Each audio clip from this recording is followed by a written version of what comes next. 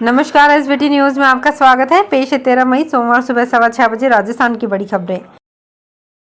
जयपुर के गलता एरिया में एक गोदाम पर रविवार सुबह खाद्य सुरक्षा विभाग की टीम ने छापा मारा। इस दौरान टीम ने यहां से 200 किलो मिलावटी पनीर जब्त कर उसे नष्ट कराया। इस दौरान टीम ने पनीर ले जा रही कार को सीज कर लिया और गोदाम मालिक पर 47,000 रुपये से ज्यादा का जुर्माना भी लगाया।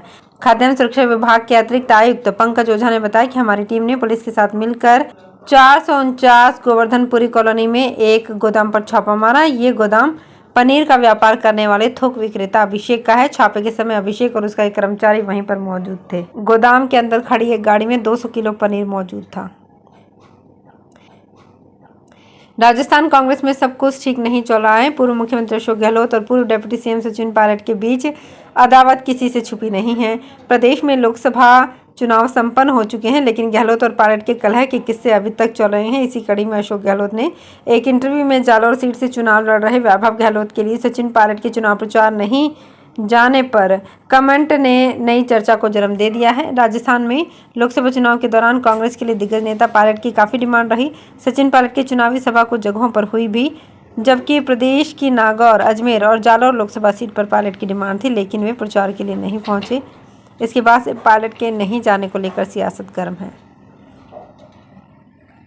मुंबई पुलिस ने जोधपुर में सर्विस सेंटर के आड़ में चल रही ड्रग फैक्ट्री पर रेड मारकर करीब 104 करोड़ की ड्रग बरामद की है। जोधपुर के मोगड़ा स्थित एक फैक्ट्री से लगभग 68 किलो एमडी ड्रग का उत्पादन किया जा रहा था। फैक्ट्री को सीज कर दिया गया है।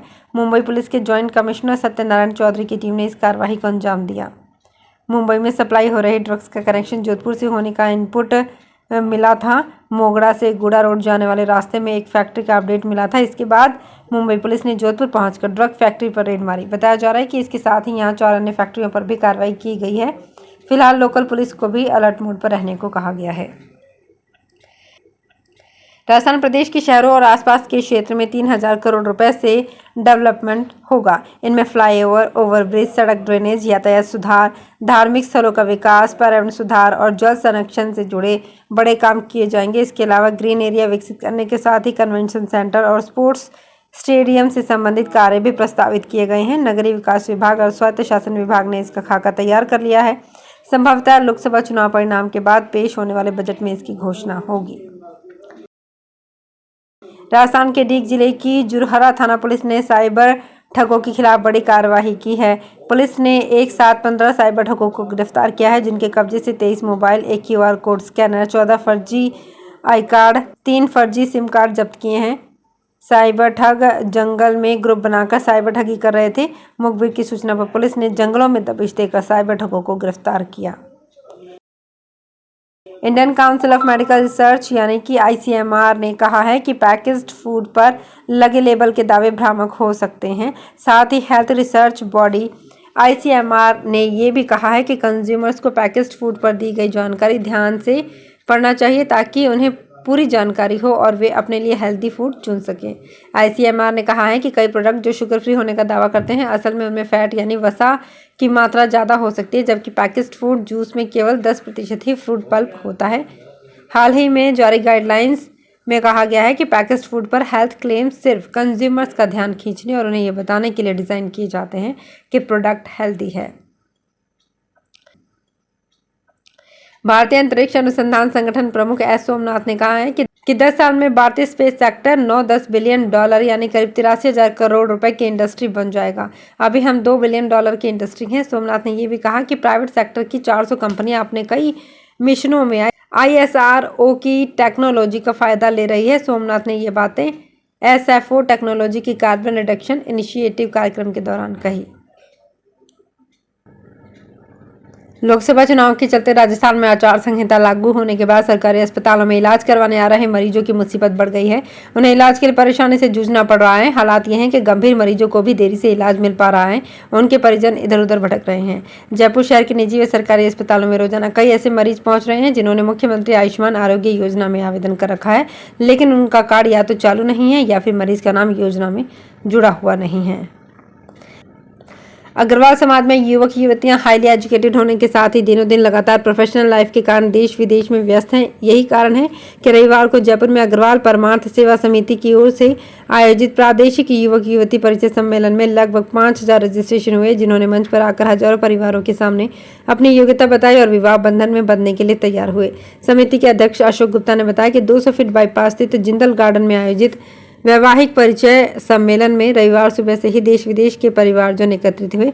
इसमें हजारों युवक युवतियों ने बेहतर जीवन साथी चुनने के लिए अपना परिचय मंच से दिया। रक्षा मंत्री राजनाथ सिंह की पुत्र वधू सुषमा सिंह रविवार सुबह सिद्धपीठ मेहंदीपुर बालाजी मंदिर पहुंची, जहां उन्होंने स्वयंभू बालाजी महाराज के दर्शन कर विशेष पूजा अर्चना की। मंदिर पहुंचने पर ट्रस्ट सचिव M.K. माथुर ने उनका स्वागत किया। इसके बाद उन्होंने मंदिर में गर्भगृह के सामने खड़े होकर भगवान के दर्शन किए। ब्राह्मणों को अपने संस्कारों को प्रबल करते हुए समाज को दिशा और मार्गदर्शन देना चाहिए। ब्राह्मण समाज ने सदैव परहित में कार्य किया है।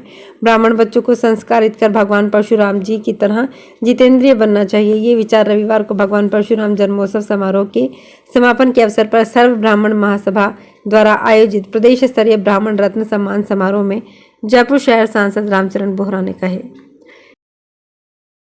प्रतापगढ़ शहर के मुख्य बाजार और चौराहे पर लंबे समय से हो रहे अतिक्रमण को हटाने की मांग की जा रही थी। कई बार जिला कलेक्टर ने साप्ताहिक समीक्षा बैठक में भी नगर परिषद क्षेत्र में अतिक्रमण हटाने के लेकर निर्देश दिए हैं, लेकिन उसके बावजूद भी नगर परिषद ने आचार संहिता का हवाला देते हुए अतिक्रमण हटाने पर किसी प्रकार से कोई संज्ञान नहीं लिया।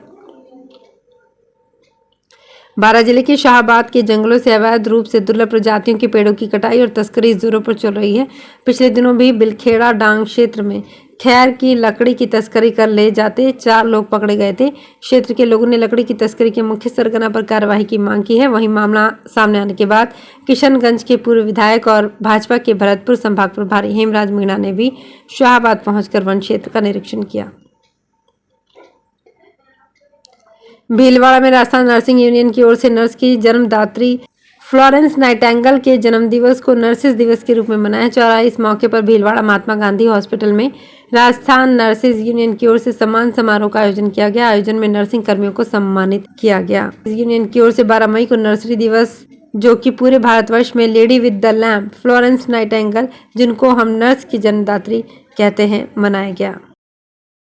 तो फिलहाल खास खबरों में इतना ही और ताज़ा खबरों की जानकारी के लिए देखते रहिए SP न्यूज़। धन्यवाद।